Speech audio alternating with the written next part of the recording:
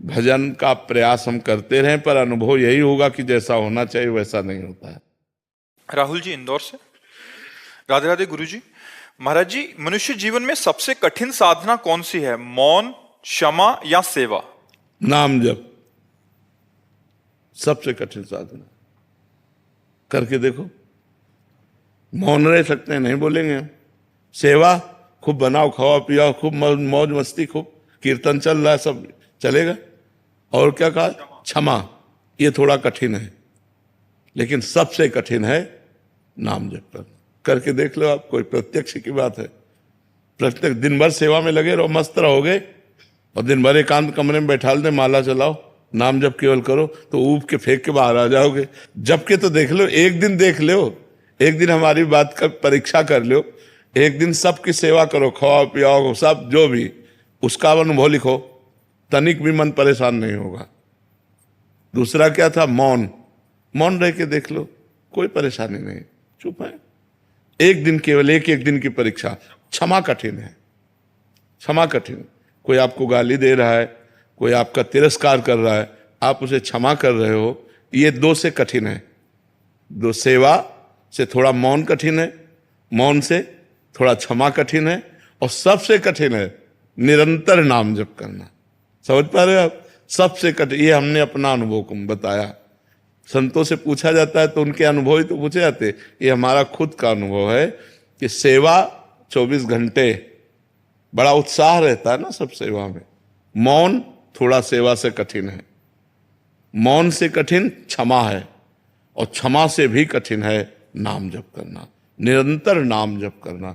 और निरंतर नाम जप करो, मौन से भी श्रेष्ठ है, प्रगट सेवा से भी श्रेष्ठ है, और क्षमा करने की क्षमता भी उसी से आएगी। कोई भी गाली दे, अब हमें नाम छूटेगा तो फिर गाली कैसे? बराबर, तो बराबर नाम चलाना है तो सब ठीक हो जाएगा। इसलिए प्रयास करो, नाम जप करते हुए सेवा करें, नाम जप करते हुए हम अच्छी बात बोले, नाम जप करते हुए हम दूसरों को क्षमा करें, पर प्रधानता नाम जप की रखो। रूपाली जी यूएसए से। राधे राधे। राधे राधे महाराज जी। महाराज जी, साधना पथ पर कैसे जाने कि आत्मा की प्रगति वास्तव में हो रही है? आत्मा की प्रगति नहीं होती, आत्मा तो एक रस है, आत्मा एक रस है अंतःकरण की। शब्द है शास्त्रीय, आत्मा अलग है, अंतःकरण अलग है। अंतःकरण सुना है नाम? अंतःकरण में 4 हैं, मन, बुद्धि, चित्त, अहंकार। जब हमारा मन स्वाभाविक भगवान में लगने लगे, जब हमारी बुद्धि ये निश्चय कर ले कि भगवान के सिवा हमारा कोई नहीं, जब हमारा चित्त भगवान का चिंतन करने लगे, और जब अहंकार गलित हो जाए, तो समझे हमारी आध्यात्मिक उन्नति हो रही है, हमारी परमार्थिक उन्नति हो रही है। जब अहंकार जब तक गलित ना हो, बड़ा सूक्ष्म अहंकार है, भगवान गलित करते हैं, नहीं तो बना रहता है, मैं अमुक, मैं ये बना रहता है। जब भगवान कृपा करते हैं ना, तब वो मिट्टी में मिल जाता है। वो अंदर की बातें होती हैं, वो अंदर से सिस्टम ठीक करते हैं। ऐसे ही जो जहां होता है, उसको एक बार गरुड़ जी को ये अभिमान हो गया कि मैं भगवान का वाहन हूं, मैं भगवान को लेके चलता हूं। तो एक हाथ प्रकट हुआ ऐसे गरुड़ जी के ऊपर, तो गरुड़ जी झप से समुद्र में गिर गए। अब हाथ रखा रहा तो गरुड़ जी की हिम्मत नहीं कि उठ सके, तो भगवान की याद की, तो भगवान ने कहा मेरा ही हाथ तो है गरुड़, मैं अपना बल अपने आप में रखता हूं, अगर तुम्हारे में रख दूं तो तुम हमारे हाथ का वजन नहीं सह सकते, हमारी बात तो जाने दो। तो कभी कभी भक्ति का भी अभिमान हो जाता है, तो भगवान फिर उसे नष्ट करते हैं। तो हमारी आत्मोन्नति हो रही है, हमारी भागवतिक उन्नति हो रही है। इसका परिचय कि अधिक हमारा मन भगवान में लगे, हमारी बुद्धि में एक ही निश्चय रहे, भगवान के सिवा हमारा कोई नहीं, हमारा चित्त भगवान का चिंतन करे, और अहंकार गलित हो जाए, कोई अहंकार न रहे, तो हमारी आध्यात्मिक उन्नति हो रही है। कन्हैया जी लंदन से। राधे राधे महाराज जी। महाराज जी, जब भक्ति के पथ पर चलने वाले लोगों के साथ हैं तो भक्ति अपने आप बढ़ती रहती है, लेकिन ऐसे देश में जहां भक्ति के पथ पर चलने वाले लोग बहुत ही कम है या ना के बराबर हैं, ऐसे में भक्ति को कैसे बढ़ाएं? हाँ, ये बात तो आपकी सत्य है। जब हमें भक्तों का संग मिलता है तो हमारी भक्ति का वर्धन होता है, लेकिन जब भक्ति विहीन लोगों का संग हो तो थोड़ा कष्टप्रद तो है ही, पर जो रहीम उत्तम प्रकृति का कर सकत कुसंग, चंदन विष व्यापत नहीं लपटे रहे तो भुजंग। अगर हमारा स्वभाव उत्तम है और हम भगवान के चरणों का प्रेम प्राप्त करना चाहते हैं, तो जब लंका में विभीषण जी ने भजन कर लिया तो हमें लगता है हम कहीं भी भजन कर सकते हैं। अगर हम भजन करना चाहें तो हम भजन कर सकते हैं, पर ये जरूर है कि भक्तों के संग से भजन में सहजता रहती है, और अभक्तों के संग में भजन करना बड़ा कठिन पड़ता है, पर असंभव नहीं है। हम प्रयासरत रहें तो सफलता हमें मिल सकती है। किसका प्रश्न है? हाँ, सफलता हमें मिल सकती है, पर है कठिन, असंभव नहीं है। कठिन हम भी मानते हैं और सरल मानते हैं। जब भक्तों का संग मिलता है तो नवीन उत्साह बनता है और हम आगे बढ़ते हैं, लेकिन जब अभक्तों का संग मिलता है तो हमारे मन को वो उत्साह नहीं मिल पाता। लेकिन हम फिर भी प्रयास करें तो भगवान, कोई कण ऐसा नहीं जहाँ ना हो, कोई क्षण ऐसा नहीं जहाँ भगवान ना हो, तो उन जिनको हम अभक्त समझ रहे हैं उनमें भी भगवान विराजमान है। हम ऐसी भावना करें और निरंतर नाम जप करने का अभ्यास करें, तो जहाँ भी हम हैं वहाँ भजन हमारा बन जाएगा। बड़े आश्चर्य की बात है कि लंका निश्चर निकर निवासा, और यहाँ कहाँ सज्जन करवासा। वहाँ भी हनुमान जी को आश्चर्य हुआ कि ऐसे राक्षसी वातावरण में और ये राम राम सुमिर रहा है, ये तो आश्चर्य की बात है। तो ये ईसन हट करी हो पहचानी, साधु ते होए न कारज हानि। मैं इससे जरूर मिलूंगा, हनुमान जी महाराज ने विचार किया। तो हमें चाहिए कि हम अपनी निष्ठा पे रहें। जैसे बहुत से व्यसन करने वाले लोग हैं, गंदे आचरण करने वाले लोग हैं, तो उनका प्रभाव हमारे ऊपर ना पड़ने पावे, हम ऐसे हिम्मती बने, नहीं तो फिर हम फिसल सकते हैं, हमारा मार्ग अवरुद्ध हो सकता है। हमें थोड़ा मजबूत रहना पड़ेगा कि हमारा प्रभाव उन पर पड़े, उनका प्रभाव हमको परास्त ना कर पावे, ये जरूर ध्यान रखें। धीरज शर्मा जी रायपुर से। सीताराम। जय श्री सीताराम। महाराज जी, महाराज जी आप कह रहे हैं कि किसी विशेष दिन, जैसे महाराज जी जन्माष्टमी होता है और ये राम जी के उपासक हैं हनुमान जी के, तो महाराज जी इनको संशय है कि उस दिन मैं अपना ही मंत्र जप करूं या राधे राधे श्याम, क्योंकि एक ईष्ट का या राम नवमी है तो हम नहीं, राम जी का अपना ही मंत्र जप करे। और भगवान एक ही हैं, वो विविध अवतार, विविध रूप, विविध लीला करते हैं। अपने ही गुरु मंत्र का जप करे और व्रत उपवास आदि जो जैसे जहाँ नियम हो अपने संप्रदाय के, उन नियमों का पालन करे। नाम मंत्र अपने ही गुरु के द्वारा दिया जपे। ऐसा नहीं कि नौ दुर्गा है तो हम और जपे, राम जन्म तिथि है तो और जपे, कृष्ण जन्म तिथि, तो ऐसा नहीं, अपना ही गुरु मंत्र जपे। वीरेंद्र जी शिमला से। जय श्री हर्ष। जय श्री राधे। महाराज जी, महाराज जी जब भी मैं अकेले में या कहीं भी नाम जप करता हूँ तो मुझे अचानक बहुत रोना आता है। महाराज जी मतलब क्या मेरे को समझ नहीं आ रहा। नहीं, अच्छा है, किसी से कहो मत, चुप रहो। आप किसी से मत कहना, शांत रहो। और हम तो कहते हैं कि एकांत तो समाज सब जगह रोना आने लगे।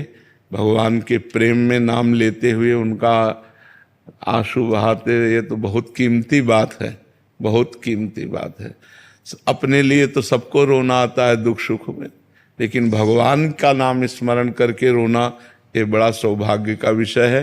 पर इसका गर्व मत करना और इसको प्रकाशित मत करना। अगर आप रो रहे हैं, कोई पूछ रहा है तो कह दो कोई सांसारिक चिंतन है, ये नहीं कहना चाहिए। जैसे कभी हमें रोना आया और कभी किसी ने पूछा हमसे कि आप क्यों रो रहे हैं, तो हम कहते किडनी परेशान कर रहे इसलिए। उसको, हमको अपने प्यार की बात थोड़ी, प्रेम छुपाया जाता है, प्रेम छपाया नहीं जाता, प्रेम छुपाया। अब जैसे हम नहीं रहा जा रहा और रो रहे हैं, लोग जान गए कि भगवान में रो रहे हैं, वो बात अलग है। नहीं, एक राजा के यहाँ भागवत कथा हो रही थी तो सब लोग बैठे थे, एक भाव वाले भी पुरुष बैठे थे, ओंकार मारी और मूर्छित हो गए और बड़ी विचित्र दशा उनकी भगवान की रूप माधुरी सुनकर। तो राजा ने तो पहचान लिया कि महाभागवत है, तो चरण धोए, आरती पूजा उनकी शुरू की। तो जब उनको होश आया तो उन्होंने देखा राजा चरण पकड़े बैठा है, तो कहा ये तो बहुत गड़बड़ हो गया, जब राजा ही सम्मान करेगा तो प्रजा सम्मान करेगी, सम्मान होगा तो भक्ति क्षीण हो जाएगी। तो उनका महाराज आप क्या कर रहे हो? बोले आपकी भाव दशा देखकर मैं, तो बोले भाव दशा नहीं, हमको मिर्गी आती है। बोले हमको मिर्गी आती है महाराज, और लोग अपना हट गए। वो अपने को इतना छुपा लिए कि एकदम मतलब, तो हमें लगता है भक्ति छुपाने की चीज है। जहां तक हो सके अपने हृदय की बात, अपने भगवान से प्रेम को हम छुपाएं, कोई जान ना पावे, और अपने आप कोई जान जाए बात अलग, हम जनाना ना चाहें अच्छी बात है। मनीष कुमार जी पटना से। श्री हरिवंश। श्री हरिवंश महाराज जी। महाराज जी, हम अच्छे या बुरे क्यों हैं? मतलब कोई अच्छा है कोई बुरा, ये क्या ब्रह्मांडीय भ्रम है? तीन गुण हैं, एक सतोगुण है, एक रजोगुण है, एक तमोगुण है, और ये भगवान के द्वारा रचित हैं। और तीनों गुणों को भगवान ने स्वीकार कर अपने रूप धारण किए, ब्रह्मा, विष्णु और महादेव, तीन रूप धारण किए, सृजन, पालन और संहार। वैसे ही सृष्टि तीन गुणों से बनी। तो जो सतोगुण है, दयावान, सात्विक, भजन करने वाले, सत्य, धर्म पर चलने वाले। जो रजोगुण है, भोग, कामना, ऐश्वर्य, वैभव, नाना प्रकार की। तमोगुण, आसुरी प्रवृत्ति, हिंसा, क्रोध, ये सब। तो इन तीन गुणों से सृष्टि में तीन विभाग हो गए हैं। एक है सात्विक शांत, एक है राजस जो भोग वासना आदि, और एक है घोर अशांत प्रवृत्ति वाले, स्वयं अशांत और दूसरों को अशांत करने वाले। ये रचना ही ऐसी रची गई है, और इन्हीं के विभाग कर दिए गए।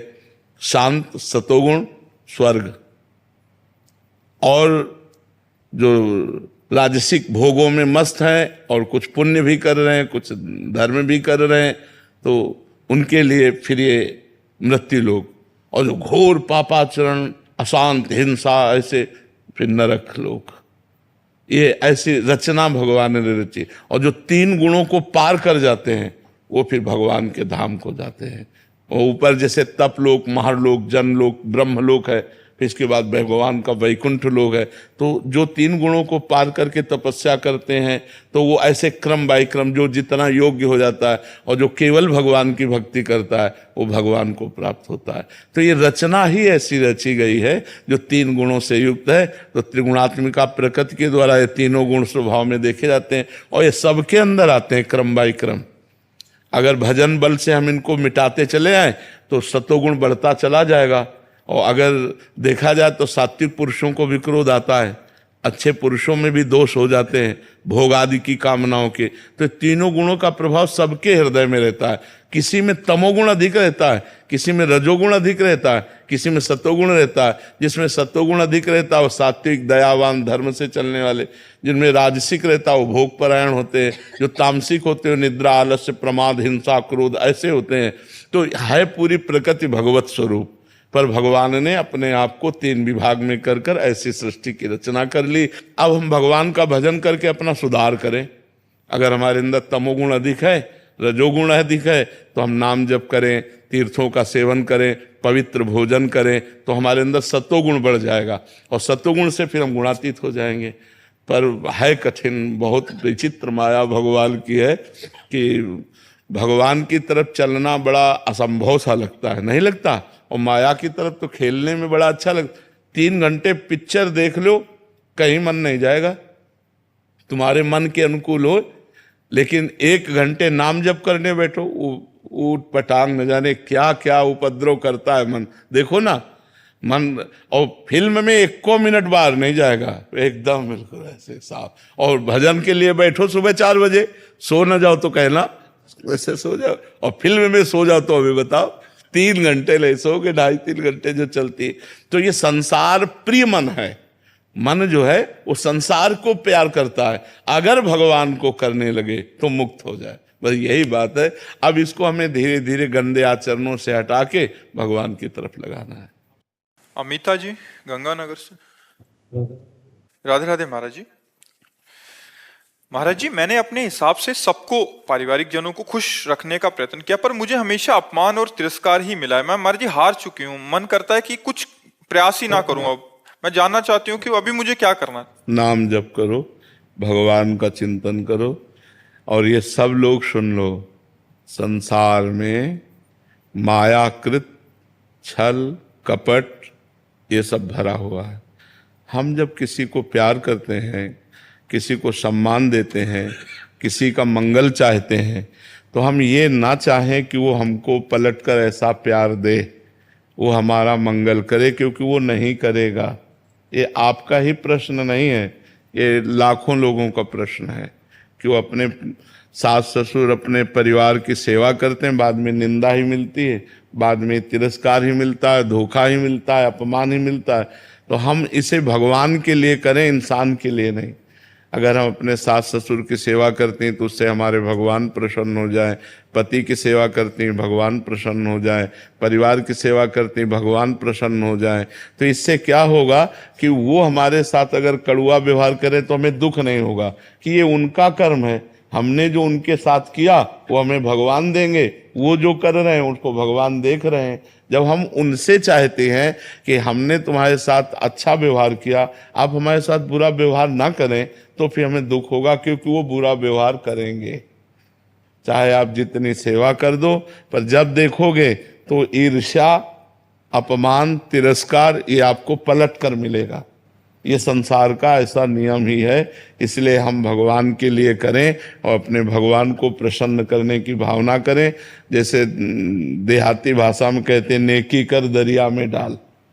नेकी कर दरिया में डाल। दरिया में डाल का मतलब छोड़ दो, भगवान के ऊपर छोड़ दो।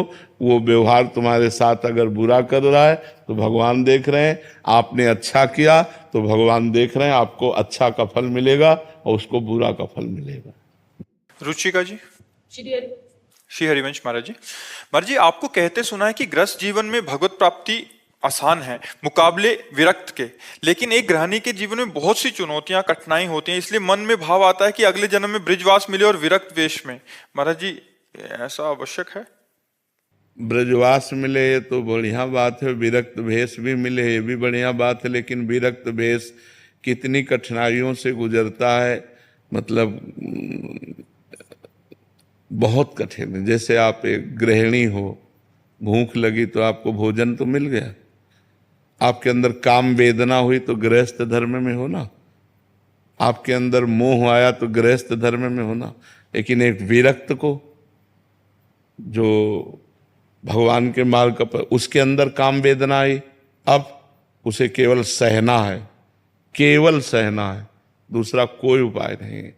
अंदर ही अंदर वो सह रहा है, व्याकुल हो रहा है, अंदर व्यथा पैदा हो रही है। सोचो, मतलब थोड़ी देर अलग होकर के सोचो, गृहस्थ से अपने को अलग मान के देखो। अब आपको रहना कहाँ है, अब आपको खाना कहाँ है, अब आपके अंदर जो वासनाएं हैं, आपका जो मनोरंजन आप खिलवाड़ समझते हैं, माँ के प्रेम को तोड़ना, पिता के प्रेम को तोड़ना, भाई भाभी परिवार के प्रेम को तोड़ना, सबके प्रेम को तोड़कर भगा। ना भोजन मिल रहा है, न वास की व्यवस्था है, न कोई प्यार से बात करने वाला है, जहाँ देखो वहीं सब तांडव माया का दिखाई दे रहा है, कहाँ भाग के जाए, किससे जाए। तो इसलिए वो हमें लगता है कि विरक्त होना बहुत कठिन मार्ग निर्वाह। साल 2 साल हो, पूरे जीवन है, साल 2 साल का नियम हो कि आपको ब्रह्मचर्य से रहना है, आपको वैसे रहना, चल जाएगा। पूरे जीवन नियम से रहना, मान लो 40 साल 50 साल संयम से रहा और थोड़ा सा गलती हो गई तो कोई मानेगा क्या उसको? गलती ही तो मानेगा उसको कि गलत है, ये गलत ही माने। ये नहीं मानेगा कि 50 साल से लड़ रहा है, आज कहीं फेल हो गया तो चलो क्षमा करो, आगे बढ़ो। तो विरक्त भेष तो बहुत कठिन भेष है।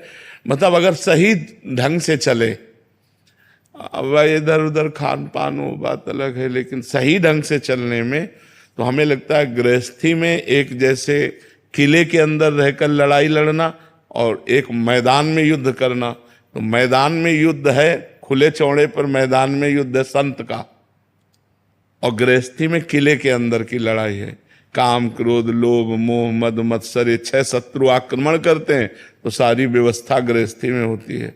आप उनको भोग करके उनके प्रति घृणा करके निकल सकते हो, लेकिन वो ना भोगा है और घृणा करता है तो मन उसी में आसक्त हो रहा है, बार बार उसको विक्षेप पड़ता है बार बार, पर भजन के प्रभाव से धीरे धीरे फिर उनको दबाकर आगे बढ़ता है। तो हमें लगता है ये मांगो कि प्रभु मुझे चाहे गृहस्थ में रखो चाहे विरक्त में, पर आपके चरणों का चिंतन बना रहे, ये मांगा जाए। अगर भजन में मन है तो चक्रवर्ती सम्राट हैं अम्बरीश जी महाराज, और महाभागवत हैं, परम भागवत है। जनक जी महाराज राजा हैं और परम ज्ञानी हैं। तो हमें लगता है हमें भगवान से भजन मांगना चाहिए। गृहस्थ विरक्त जहाँ मन आवे तहाँ रखो, पर हमारा मन हमारा चित्त आपके चरणों में लगा रहे। क्यों? हमारा मन भगवान में लगा रहे, ये खास बात है। गृहस्थ विरक्त कोई खास बात नहीं है। गृहस्थी में वो भजन कर रहे हो बहुत बढ़िया है, विरक्ति में वो भजन नहीं कर रहा तो बेकार जीवन है। तो हमें विरक्ति या गृहस्थी की तरफ ध्यान नहीं देना चाहिए, हमें भगवान की तरफ ध्यान देना चाहिए, भगवान की तरफ। अच्छा, सबसे बड़ा विरक्त वो है जिसके अंदर कोई भोगों की इच्छा नहीं। आप अगर गृहस्थ में रहकर कोई इच्छा नहीं करती, पति की सेवा में, परिवार की सेवा में, पति की इच्छा का पोषण कर रहे हैं, हमारी कोई इच्छा नहीं, तो आप संत हैं, आप भगवान की प्रिय भक्त हैं। तो हमें लगता है हमें भक्त बनना चाहिए, भगवान का चिंतन करने के लिए, भगवान के लिए तड़पना, भगवान के लिए रोना, ये कहीं भी हो सकता है। हम अगले जन्म के लिए क्यों निमंत्रण दें? हम इसी जन्म में भगवान का चिंतन करके भगवान को प्राप्त हो। क्यों? इसमें ऐसा बोला जाता है कि तुम गृहस्थ में हो, तुम्हारा परिवार है, पहले उसको देखो। हाँ, तो अच्छी बात है, परिवार रूप में भगवान है, उनकी सेवा करना चाहिए। अब हम सुबह से लगे आप लोगों की सेवा में, तो हमारी भी तो विरक्त होकर के क्या हम कर रहे हैं?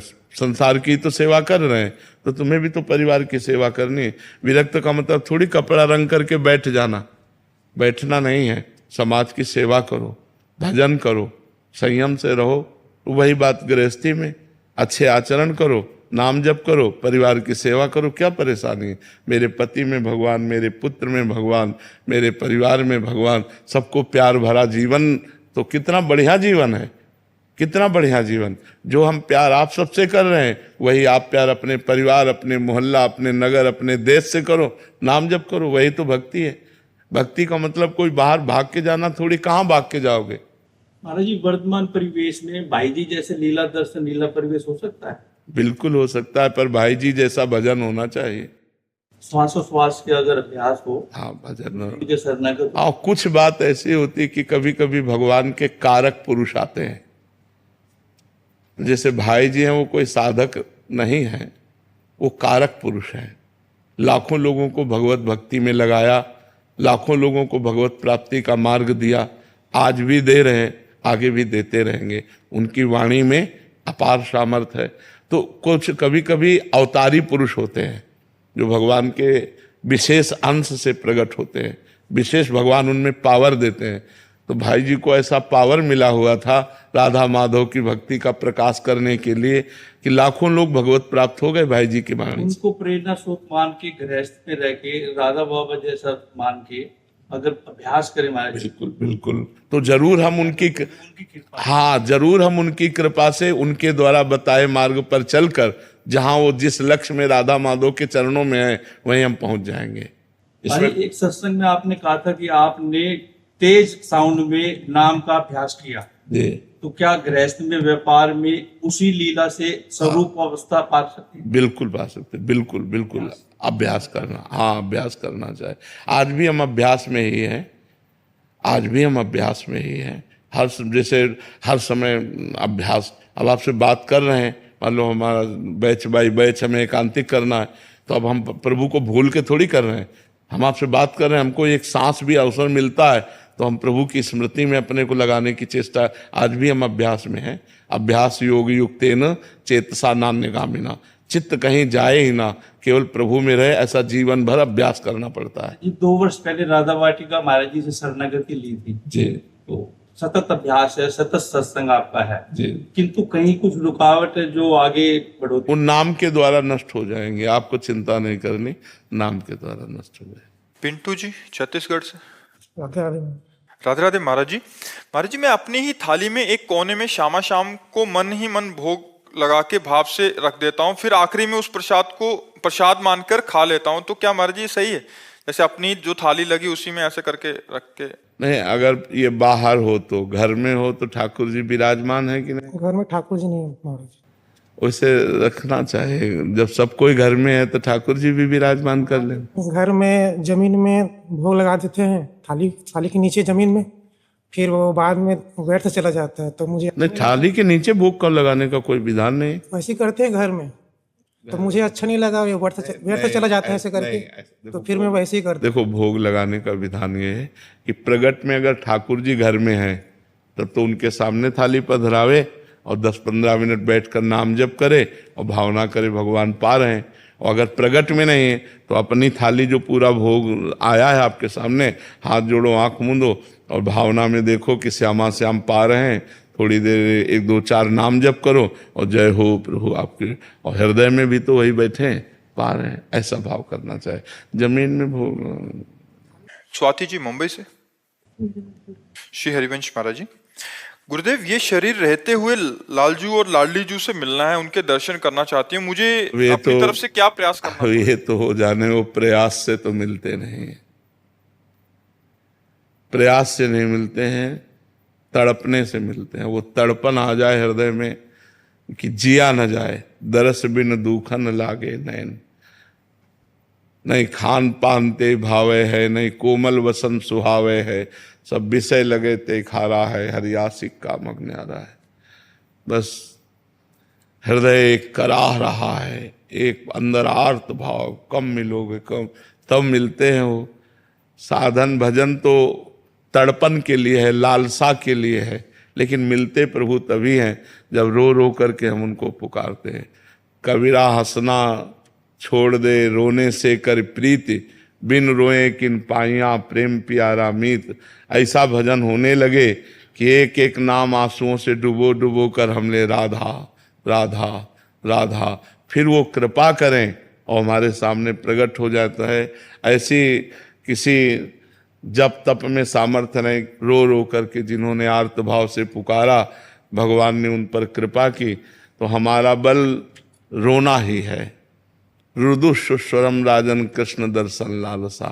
गोपी जनों ने जब हर उपाय कर लिया और भगवान प्रकट नहीं हुए तो सब एकत्रित होकर रोने लगी, और जब आर्त भाव से रोने लगी तो तासा माविर भूत छौरी समय मान मुखाम्बुजा, पीताम्बर धरा सृग्वी साक्षात मन मन मन था। भगवान पीताम्बर धारण किए हुए, काम को भी मूर्छित कर देने वाले, काम के भी मन को मथने वाले भगवान श्याम सुंदर उन्हीं के बीच में प्रकट हो गए। तो रुदु सुस्वरम राजन, रोने से, बिन रोए किन पाइया प्रेम पिया। तो भगवान के लिए रोना आए, हमें तड़पना आवे।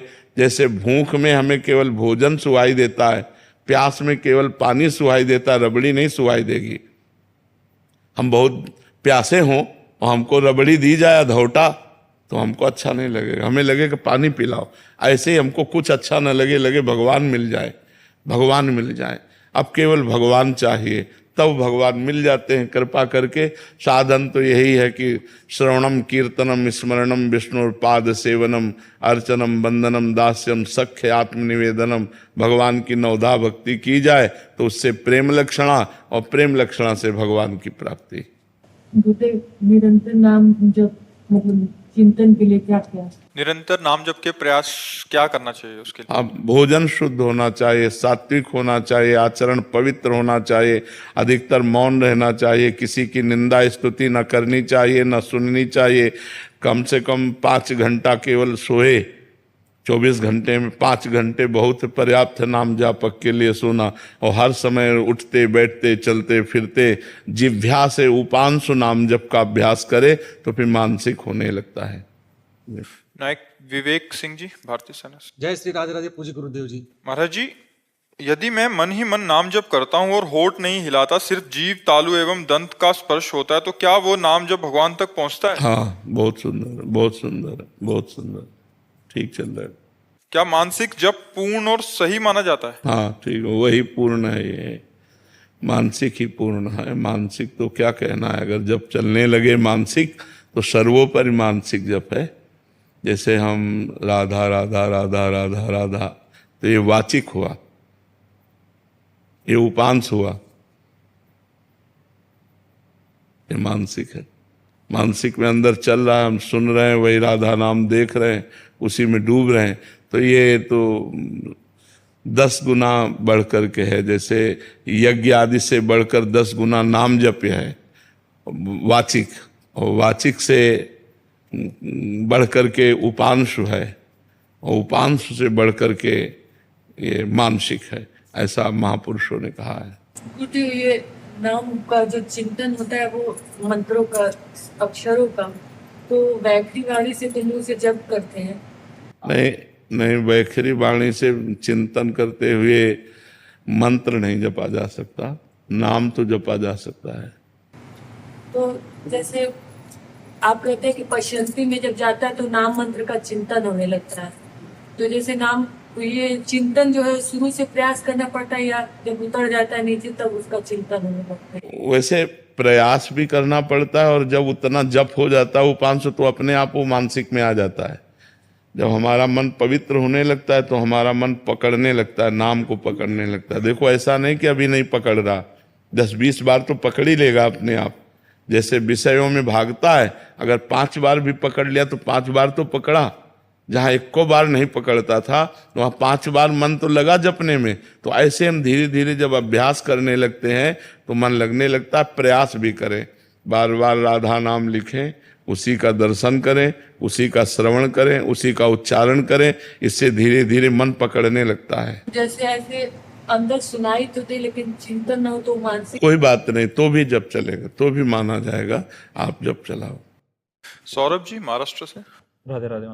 राधे राधे महाराज जी। महाराज जी, क्या ये सही है कि एक गुरु से दीक्षा लेने के बाद किसी अन्य गुरु का अनुसरण करना जहां उन्हें शांति और प्रेम की प्राप्ति हो रही है? देखो, एक चीज ध्यान रखना है कि शिक्षा गुरु हम 100-200 बना सकते हैं। जैसे 24 शिक्षा गुरु बनाए दत्तात्रेय जी महाराज ने, लेकिन दीक्षा गुरु हमने दीक्षा ले ली। जैसे गुरु ने कहा राम राम जपो, अब हम राम राम जप करेंगे और 100-200 संतों से मिलेंगे, उनके अनुभव सुनेंगे। हमें जिन संत की बात अब अच्छी लगी वो बात हम जीवन में स्वीकार कर लेंगे। पर हमें लगता है कि गुरु जो मंत्र दीक्षा वाला गुरु एक ही होना चाहिए। शिक्षा गुरु अनेक किए जा सकते हैं। शिक्षा हम कहीं भी बैठ करके सुन सकते हैं। मान लो हमको अपने गुरु के वचनों में दृढ़ विश्वास करने वाले अगर हमको 100 संतों के वाक्य मिले तो हमारी बात बन जाएगी। लेकिन हमें अपने गुरु पर अश्रद्धा नहीं करनी चाहिए, अपने गुरु मंत्र पर अश्रद्धा नहीं करनी चाहिए। यदि हम अपने गुरु द्वारा दिया हुआ मंत्र और नाम जप करेंगे और सब संतों का संग करें और अपने गुरु के अनुकूल बात सुने, बात समझना है, सब संतों का संग करें पर बात वही पकड़ें जो हमारी साधना को पुष्ट करे, तो हमारी बात बिगड़ेगी नहीं। हम चाहे 100 संतों से संग करें, हमारा कुछ नहीं बिगड़े। अब ये नहीं कि हम जहाँ संग किया वहीं गुरु बना लिया, फिर उनको छोड़ा, फिर उनको, ये ऐसे नहीं। गुरु एक है। शिक्षा दीक्षा सत्संग हम हजारों जगह सुन सकते हैं, तो वो बात अलग है। हम जो मंत्र दीक्षा लिए हैं वो एक ही जगह से, ऐसा चलना चाहिए हमें लगता है। और अगर गुरु पर अश्रद्धा हो जाए तो गुरु मंत्र पर तो अश्रद्धा नहीं होनी चाहिए ना। मान लो गुरु से आपका मन नहीं मिलता किसी भी कारण से, तो गुरु जी ने कहा है कि आप राधा राधा रटो, तो आप राधा राधा रटो, उसी से कल्याण हो जाएगा। दूरी बना लो, राधा राधा रटो, कल्याण हो जाएगा। निंदा करने की जरूरत क्या है, गुरु बदलने की जरूरत क्या है? हमें तो ऐसा लगता है। क्यों महाराज जी, इसमें थोड़ा सा विस्तार चाह रहा था। महाराज जी, जैसे कुछ हर एक संत भगवान के सिद्धांत अलग अलग होते हैं, साधना पद्धति के, जो तो उसी में हमने कहा जो अपने गुरु सिद्धांत से बात मिलती हो, जो हमारे गुरु वचनों को पुष्ट करता हो, वही सत्संग हमें स्वीकार करना चाहिए और सुन सबका लेना चाहिए। कभी कोई संत भगवान जो वरिष्ठ होते हैं उन्होंने कोई आज्ञा कर दिया जो गुरुदेव के सिद्धांत से थोड़ी अलग जा रही है, नहीं तो मानना वो मतलब सुन लें बट अपने गुरुदेव या उनके आगे प्रस्तुत कर दें? नहीं मानना चाहिए, अपने गुरु के सिद्धांत से ही चलना चाहिए। जो सत्संग हमारे गुरु जी के सिद्धांत को पुष्ट करता है हम वही बात मानेंगे, हम अन्य बात नहीं। संत अवज्ञा तो नहीं हो जाएगी? नहीं, इसमें प्रगट में वैसे हमें लगता है कोई भी सुलझा हुआ संत आज्ञा ही नहीं करेगा। कोई भी सुलझा हुआ संत ऐसी आज्ञा ही नहीं करेगा जो आपके गुरु से आपको अलग करे। आपके गुरु के सिद्धांत से आपको अलग करे। अगर ऐसी आज्ञा है तो मुझे लगता है फिर नहीं माननी चाहिए। अपने गुरु में श्रद्धा, अपने गुरु मार्ग में पुष्टता, यही सत्संग का प्रभाव है। गुरु विमुख कर देना मतलब हरि विमुख हो जाना, फिर बात नहीं बनती है। एक तो महाराज जी ये तो साधना संबंधित हो गया, एक उन्होंने कोई ऐसी सेवार्थ कार्यों में आज्ञा कर दी, आप प्याऊ बनाओ, मान लीजिए गौशाला बनाओ, तो अपने गुरु से इसकी आज्ञा लेनी चाहिए या वो कार्य कर सकते हैं अगर हमारे सामर्थ्य है, या नहीं भी है तो हम कैसे उसको नहीं, आकलन पहली बात तो है कि हर कार्य के लिए गुरुदेव की आज्ञा अनिवार्य है यदि हम परमार्थ पे चलते हैं। देखो भगवान राम धनुष उठा रहे हैं तो गुरु ही प्रणाम मन ही मन कीन्हा, पहले गुरुदेव के चरणों में प्रणाम किया फिर धनुष उठा। मतलब हर एक कार्य अपने गुरुदेव की आज्ञा, गुरुदेव को नमन। गुरुदेव, अब जैसे किसी संत ने कहा कि आप पौशाला खोलिए, जी महाराज जी गुरुदेव भगवान से बात करते हैं, खुली बात है, हम अपने गुरुदेव भगवान से बात करते हैं और गुरुदेव भगवान सहमति दे देते हैं कि हाँ खोलिए, हमारे पास धन है तो हम पौशाला खोल देते हैं। लेकिन डायरेक्ट किसी बात को हम तब मानेंगे जब हमारे गुरुदेव की अनुमति होगी। हाँ, एक कोई आए थे तो कह रहे थे कि उन्होंने, किसी ने, पूज्य जन ने बोला है कि 1 साल तक यहाँ भंडारा कराया जाए, तो मतलब वो इतना ज्यादा हो गया कि उनकी आज्ञा का उल्लंघन करें तब दिक्कत, और यहाँ से एक महाराज जी की एक दिनचर्या है उसमें बाधित हो रही है, हमारी साधना बाधित हो रही है, तो महाराज जी उसमें नहीं, विक्षेप हो जाता है। इसमें चाहिए कि अपने गुरु से आज्ञा ले लेनी चाहिए। अगर हमारे पास धन है और किसी संत ने कहा है 1 साल भंडारा करो, तो ये बात हम मानते हैं, पर हमारे गुरु जी की क्या इसमें अनुमति, आज्ञा है, बिना उनकी आज्ञा के हम नहीं कर सकते। ऐसा जरूर निष्ठा रखनी चाहिए, अपने गुरु जी से अनुमति और आज्ञा लेनी चाहिए, तभी बात सिद्ध होगी, सिद्ध बात तभी होगी। नहीं ऐसे कभी कोई कुछ बोल रहा है, कभी कोई कुछ बोल रहा है, कभी कोई कुछ बोल रहा है, तब तो आप परेशान हो जाओगे। कि संत अवज्ञा न हो जाए तब तो आप परेशान हो जाओगे। कुछ दिन किया तो कह रहे जो महाराज जी ने एक पद्धति बताई थी, आपने पूजन की, मेरी श्री जी की सेवा ही छूट रही है, मेरा नाम जब छूट रहा है, तो मतलब वो एक, इसीलिए हमने कहा कि सत्संग सब जगह सुने और जो गुरु के सिद्धांत और गुरु की आज्ञा को पुष्ट करने वाली बात हो वो बात सुन ले, और बकाया सब भगवान की चर्चा है, प्रणाम करके चल रहे। महाराज जी जैसे बचपन में मतलब जानते नहीं थे, गुरु दीक्षा हो गई है, लेकिन जो गुरुदेव भगवान है, लाइक हमारे मम्मी पापा सब सबकी जो दीक्षा हुई है, तो उस समय उन लोगों की दिनचर्या है उन्हें बताई नहीं, तो गुरुदेव भगवान हमने तो ऐसे राधा नाम पहली बार सुना और राधा राधा जप रहे हैं। हाँ, अब जैसे एकदम बचपन में गुरु मंत्र तो थोड़ा जब तक विवेक ना हो, हमें पता ही नहीं है कि गुरु क्या होते हैं, गुरु मंत्र क्या होते हैं, तो फिर उस समय नहीं, उस समय नाम भगवान का जपने की प्रेरणा करनी चाहिए। गुरु मंत्र तब देना चाहिए जब थोड़ा ज्ञान प्रकाशित हो जाए, कि वो समझे गुरु मंत्र क्या होता है, गुरु क्या होता है, सतमार्ग क्या हो। तो जैसे अब आपकी अवस्था है, अब आप समझ रहे हो, तो समझ करके उस मार्ग को स्वीकार करने में कोई दोष नहीं। यशाश्री जी मुंबई से। राधे राधे महाराज जी। गुरुदेव, समय ऐसा है कि अभी सब चीजों से ऊब चुकी हूँ, कुछ भी सहने की हिम्मत नहीं है, बहुत टूट चुकी हूँ गुरुदेव, हृदय बहुत कमजोर हो चुका है, कोई भी घटना घटती है तो लगता है भगवान मेरे साथ ऐसा क्यों कर रहे हैं, कुछ उत्तर नहीं मिल रहा महाराज जी, निराशा। वैसे हम आपको सही बताएं, भगवान कृपा सिंधु है, भगवान किसी का मंगल, इतने दयालु भगवान हैं, बस उनकी दया की बात आते तो रोने के सिवा कोई और बात मतलब कहने की ताकत नहीं है। वो बहुत दयालु। हमारे कर्म ऐसे हैं, हमारे कर्म ऐसे हैं जो हमको कदम कदम पर विपत्ति दुख देते हैं। हम मनमानी आचरण किए हैं, हम भगवान की आज्ञा के विरुद्ध आचरण किए हैं, तो ना चाहने पर भी हमें दुख मिलेगा। वो भगवान नहीं देते। भगवान बहुत कृपालु हैं, भगवान बहुत दयालु हैं, भगवान बहुत पतित पावन है, पर गलती हमारी होती है। जन्म जन्मान जीव तो वही है, शरीर बदलते हैं, तब जैसे हम नया शरीर है, पूर्व जन्म का किया हुआ कर्म उसके अंग प्रत्यंगों को विहीन कर रहा है, शक्तिहीन बना दिया। तो हम ये देखते हैं कि गर्भ में ही कोई बालक नष्ट हो जाता है, अब उसका क्या पाप? वर्तमान में तो कोई पाप नहीं, पूर्व का पाप है। तो हमें चाहिए कि धैर्य पूर्वक सहना, गलती हमसे हुई पर हम भगवान से प्रार्थना करें कि मुझे सहने की सामर्थ्य दो या विपत्ति नष्ट करो, ये कभी हम ना सोचे कि भगवान ने ऐसा क्यों किया। आपसे सच्ची कहते हैं, भगवान बहुत करुणामय, मंगल भवन अमंगल हारी। वो कभी किसी का अमंगल क्यों करेंगे? हम उनके बच्चे हैं, वो हमें दुख क्यों देंगे? पर हमने कर्म ऐसे कर लिया, जाने अनजाने में हमसे कर्म ऐसे बन गए, अब उनका फल हमको दुख दे रहा है। भगवान दुख नहीं दे रहे, भगवान बहुत कृपालु है। भगवान तो सर्वज्ञ हैं, पर वो अपने बनाए हुए कानून को बिल्कुल सत्य निर्धारित करते हैं, वैसे ही पालन करना पड़ेगा। अगर भगवान ने दशरथ जी के पुत्र के रूप में अवतार लिया राम रूप में, और दशरथ जी के द्वारा एक गलती हो गई, श्रवण कुमार का वध, शब्द विधि बाण के द्वारा उन्होंने समझा मृग, और वो घड़े की आवाज थी, श्रवण कुमार की छाती पे बाण लगा और प्राण।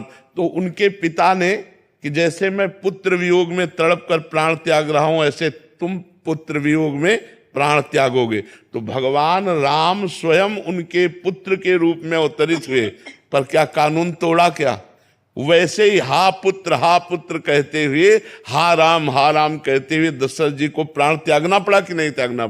यद्यपि भगवान स्वयं उनके पुत्र हैं, भगवान चाहे तो हर बात मिटा सकते हैं, लेकिन भगवान कानून को नहीं मिटाते। जो कानून भगवान ने बनाया उसका स्वयं भगवान पालन करते हैं। तो हम जीव हैं, हमारे द्वारा कुछ कर्म ऐसे बिगड़े हो जाते हैं जिनका फल हमें दुख भोगना पड़ता है। तो हम धैर्यवान बने, हम नाम जप करें, पर भगवान को न कोसे कि भगवान ने हमको ऐसा। भगवान बहुत कृपालु हैं और भगवान ऐसा कभी किसी को कष्ट नहीं दे सकते। देखो इतने कृपालु हैं कि भगवान को जो गाली देता है, भगवान की जो निंदा करता है, उसको भी सूर्य, वायु, धरती, पानी, भोजन सब भगवान दे रहे हैं। नहीं दे रहे? नहीं तो वो चाहे तो 1 मिनट में दिल फेल कर दे, वो चाहे तो 1 मिनट में दुर्दशा कर दे, भगवान है। लेकिन भगवान पापियों की भी दुर्दशा नहीं करते, उनका पाप कर्म उनको खुद दंड देता है, भगवान दंड नहीं देते। भगवान तो कृपा करते हैं, भगवान तो अतिशय कृपालु हैं। अनंत माताओं के हृदय में जितना प्यार है वो सब भगवान के एक अंश से हो। भगवान वात्सल्य समुद्र है, वो हमको क्यों कष्ट देंगे? हमारे कर्म हमको कष्ट दे रहे हैं। कर्म प्रधान है, जैसा जैसा हम कर्म करेंगे वैसा ही हमें भोगना पड़ेगा। इसलिए हमें लगता है हम भगवान को न कोसे, हम अपने कर्मों का सुधार करें और नाम जप करें। भगवान की आराधना करें और सबको करावें, वो भगवान नाम जप करें, भगवान नाम जप करावें। कलयुग में भगवान के नाम की अपार महिमा जो माया को काटकर भगवत प्राप्ति करा सकती है। जासु नाम भव भेषज हरन घोर त्रयशूल, भगवान का नाम तीनों शूलों का नाश करने वाला और भवरोग की अचूक औषधि है। इसलिए खूब नाम जप करते हुए सबको नाम जप कराएं। कलिकाल में सबसे बड़ा हित है कि नाम जप में लोग लगें। नाम जप बुद्धि को पवित्र करता है। आज हमारी जो बुद्धि अपवित्र हो रही है वो भगवान नाम विमुख होने के कारण हो रही। बिल्कुल पढ़ा लिखा न हो, नाम जप करे तो ब्रह्मबोध हो जाएगा, भगवत प्राप्ति हो जाएगी, राम जी अधीन हो जाएंगे। सुमिर पवन सुत पावन नामो अपने बस करी राखे रामो। भगवान का नाम भगवान को अधीन किए हुए है। भगवान के नाम में इतनी सामर्थ्य है कि नामी को अधीन किए हुए, जैसे नाम डोर है और नामी पतंग है। डोर हाथ में हो तो पतंग डोरी के अधीन होती है, ऐसे भगवान का नाम अपार महिमामय है। बहुत बहुत कृपा की, बहुत कृपा।